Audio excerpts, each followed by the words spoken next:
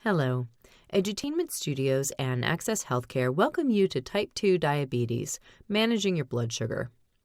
This module is part 1 of a 7-part series on Type 2 diabetes.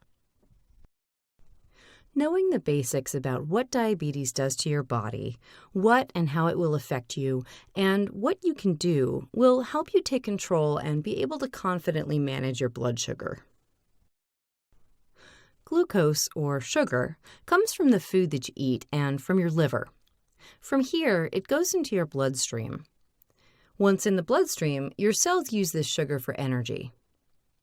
It's insulin that helps the sugar get from your blood into your cells.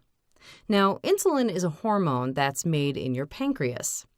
The insulin acts like a key, opening up cells so they can take in the sugar. Without the correct amount of insulin, there will be too much sugar in your blood. This causes damage to your blood vessels and nerves.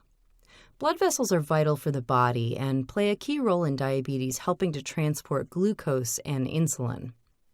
Blood vessels can be damaged by the effects of high blood glucose levels, and this can in turn cause damage to organs such as the heart and eyes if significant blood vessel damage is sustained.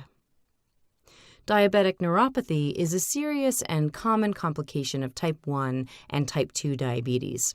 It's a type of nerve damage caused by uncontrolled high blood sugar levels.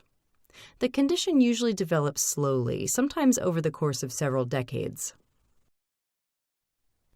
In type 1 diabetes, the body's immune system mistakenly attacks its own beta cells, thereby destroying insulin production. Why does this happen? Scientists don't know yet, but it's likely that the condition develops gradually in a series of steps.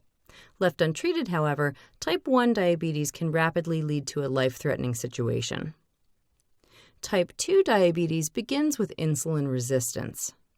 This means that the cells do not react to insulin the way that they're supposed to. Normally, insulin binds to receptors on the cell's surface. This activates the cell's glucose transporter molecules to form a doorway in the cell membrane so the glucose can enter the cell. However, when insulin resistance occurs, there is a reduced response to the insulin signals. Therefore, fewer doorways are formed and some glucose is locked out of the cells.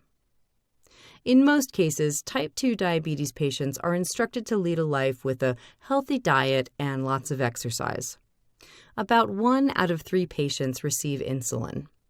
Many patients are treated with a variety of oral drugs that affect blood glucose levels in various ways. Please feel free to check out these sites for more information. And as always, jot down your questions and concerns and bring them in to discuss with your doctor. Thank you for joining us today for part 1 of this 7-part series on type 2 diabetes, and come back for part 2.